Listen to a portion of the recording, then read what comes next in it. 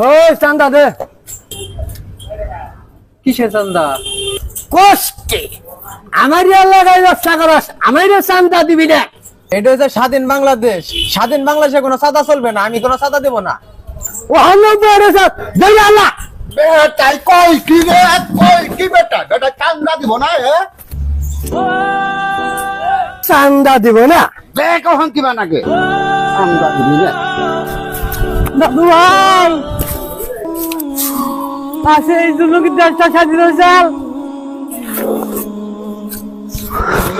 এই দেশ কোন স্বাধীনতা আছে, কোন নিরাপত্তায় আছে দেশে? সামান্য করার টাকার জন্য, চাঁদার জন্য এইভাবে জীবন দিতে হয়? আমরা কোন দেশে বাস করি?